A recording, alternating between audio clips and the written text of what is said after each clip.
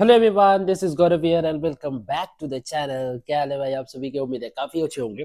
तो इस वीडियो में हम लोग बेसिकली बात करने वाले हैं कि जो आप लोग का एग्जाम होने वाला 18 और 20 तारीख को क्लास 12th का जैक बोर्ड का इकोनॉमिक्स का, उसमें कैसे कैसे 3 नंबर का सवाल पूछे जा सकते हैं। और इसके बाद मैं करवाऊंगा क्या 5 नंबर वाला सवाल। ठीक है, तो चलिए जल्दी जल्दी इस वीडियो को देखते हैं और खत्म करते हैं। क्या 3 नंबर वाले क्वेश्चंस में कैसे करके हम लोग को डील करना और किस तरह से आंसर लिखना है। ठीक है, ऐसा भी बहुत सारे क्वेश्चन है इसमें जो कि डायरेक्ट क्वेश्चन पूछा जाएगा। ऐसा हो सकता है कि जैसे मैं बता रहा हूँ वही सवाल पूछ दिया जाए। ठीक है, तो ध्यान से देख करके चलना। देखो इसमें क्या लिखता है, what is meant by market. Market का मतलब क्या होता है, एक्सप्लेन इट फीचर्स और डिफाइन। फीचर के बारे में बताया, और define market, explain those four based on which different markets are defined. ठीक है, देखो यहाँ पे सबसे पहला, generally speaking market refers to that place. कभी भी प्लेस मत लिखना, आप लोग लिखना क्या मैकेनिज्म या फिर सिचुएशन। क्या लिखना, या फिर सिचुएशन लिखना। ठीक है, या फिर क्या लिखिएगा, अरेंजमेंट लिखिएगा। ठीक है, क्या लिखिएगा, अरेंजमेंट। ठीक, तो या फिर यही दो लिखना, market refers to a situation. Place एकदम मत लिखना, प्लेस गलत है। ठीक है, where buyers and sellers assemble and make transaction, but in economics physical presence of buyers and seller is not essential for defining market. In modern times transaction of the commodities are done with modern telecommunication sources. देखो market place नहीं है, गलत बोलना गलत है, क्योंकि अभी तो मान लो मार्केटिंग हम लोग ऑनलाइन से भी करते हैं, शॉपिंग भी करते हैं, ऑनलाइन से करते हैं। तो इसमें क्या मार्केट इज अ प्लेस बोलोगे, क्योंकि उसका तो कोई प्लेस ही नहीं है। ठीक है, इसीलिए। अब देखो फीचर्स ऑफ मार्केट क्या क्या है। देखो यहाँ पे क्या क्या है फीचर्स ऑफ मार्केट।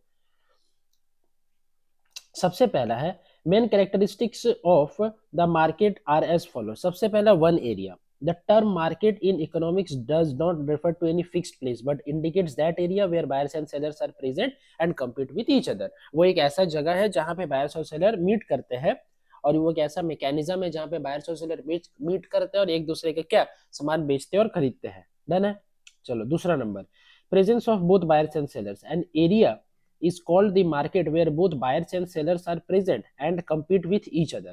उसके बाद one commodity. In economics every community has different market, example market of wheat, market of sugar, etc.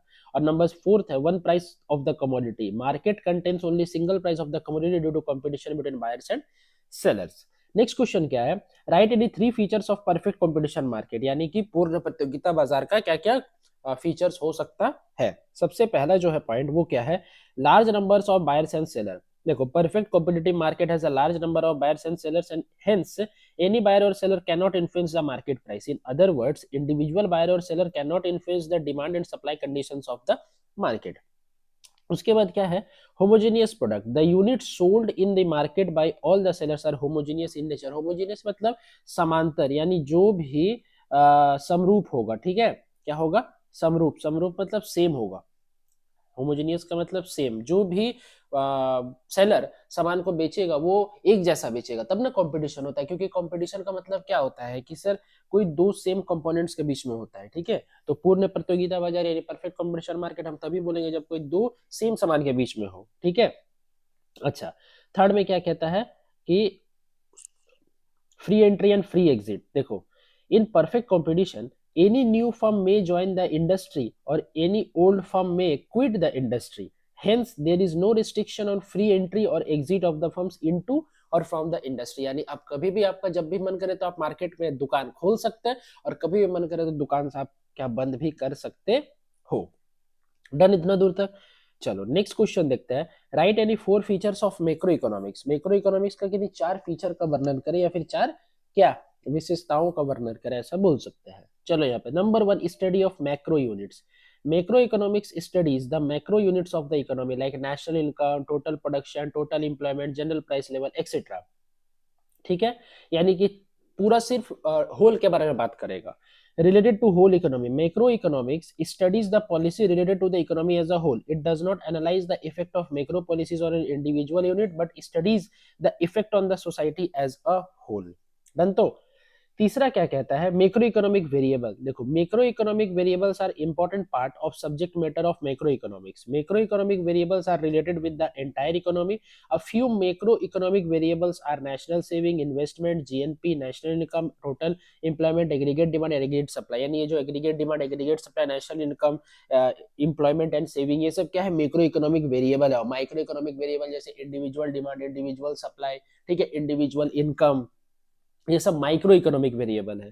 चौथा क्या है, macro tools. The various tools are used in macro economics for the fulfilment of different objectives are called macro tools. Important macro economic tools are fiscal policy, monetary policy and income policy. यानी 4 point क्या क्या ध्यान रखना है, एक macro tools, एक macro economic variable, एक related to whole economy और एक स्टडी ऑफ मैक्रो इकोनॉमिक्स। तो 4 फीचर हो गया मैक्रो इकोनॉमिक्स का, ठीक है। अब हम लोग पढ़ते हैं क्या what do you mean by macro economics, कि मैक्रो इकोनॉमिक्स का मतलब क्या होता है। देखो क्या होता है, macro economics studies such aggregates which represent the entire economy, जो पूरे इकोनॉमी के बारे में बताता है, like total employment, total income, total production, total investment, total saving, total consumption, aggregate demand, aggregate supply, general price level. ठीक है, इतना कुछ के बारे में मैक्रो इकोनॉमिक्स में वो लोग पढ़ते हैं। The term macro in English has its own origin in the Greek term macros which means large.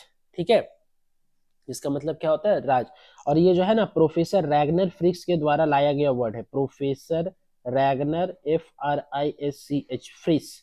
ठीक है, प्रोफेसर रैगनर फ्रिक्स के द्वारा लाया गया ये शब्द है क्या, MAKROS, मैक्रोस। ठीक, तो in the context of macroeconomics, large means economy as a whole. Thus, macroeconomics is defined as the branch of economics which studies economic activities, including economic issues or problem at the level of economy as a whole. यानी पूरा का as a whole हम लोग पढ़ते हैं इसको।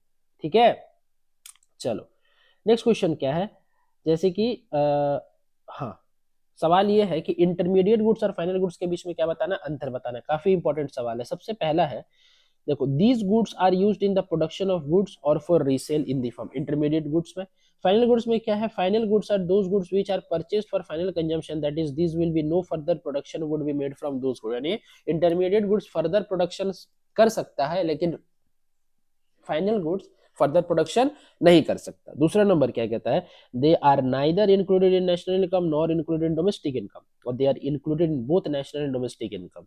तीसरा क्या है, तीसरा क्या कहता है, they remain within the boundary line of the production, these goods are outside the boundary line of production. चौथा क्या है, sugar used by sweet owner for production of sweets is a good example of intermediate goods, लेकिन sugar used bye house hold for final consumption is the in the house is a perfect example of final goods. अगर कोई दुकानदार sugar का इस्तेमाल करता है तो वो उससे क्या बनाएगा, मिठाई बनाएगा।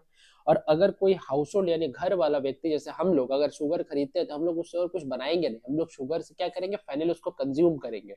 ठीक है, और वो बनाएगा लेकिन बेचने के लिए बनाएगा। डन तो हाँ, उसके बाद क्या है, देखो उसके बाद कहता है डिफरेंशिएट बिटवीन क्या, GNP, sorry GDP and GNP. देखो यहाँ पे जीडीपी और जीएन के बीच का अंतर पड़ता है। सबसे पहले जीडीपी में क्या कहता है, GDP refers to the money value of all the final goods and services produce within the domestic territory of a country, और GNP refers to market value of all final goods and services produce by normal residents of a country. दूसरा, GDP is a territorial concept as it confined to domestic territory of a country, और GNP is a national concept as it related to normal residents of a country। GDP क्या है, domestic territory है, लेकिन GNP national पूरा whole का बात करता है। ठीक है, अच्छा तीसरा नंबर में कहता है it does not include net factor earning from abroad. ठीक है, और it does not include the income from net factor earning from rest of the world. ठीक है, देखो NFI indicate net factor income from abroad. ठीक, तो उसके बाद चौथा क्या कहता है, GDP is a smaller concept limited to domestic territory, और GNP is a wider concept as it includes factor income received from abroad. तो वही तो हम बताया, यहाँ पे जी है और एन है, और यहाँ पे जी है और ये डी है, डी से डोमेस्टिक और एन से नेशनल। तो सर घर हमेशा छोटा ही होगा, इसीलिए ये क्या है, स्मॉलर कंसेप्ट, और नेशनल क्या है, बड़ा कंसेप्ट है। डन तो आई होप आप लोग को ये वीडियो पसंद आया होगा। वीडियो में जितना भी मैंने सवाल समझाया सारा कुछ समझ में आ गया होगा, और काफी इंपॉर्टेंट सवाल था। हो सकता है कि आप लोग का 3 नंबर में यही सब सवाल पूछ दिए जाए, तो जरा ध्यान से पढ़ते रहिएगा। ठीक है, और कुछ भी क्वेरीज हो, कुछ भी दिक्कत हो, आप कमेंट बॉक्स पर कमेंट कर सकते हैं। वीडियो पसंद आए तो वीडियो को लाइक कीजिएगा, अपने सारे दोस्तों तक शेयर करो, चाहे वो आर्ट्स स्ट्रीम के हो, कॉमर्स स्ट्रीम को या साइंस स्ट्रीम को।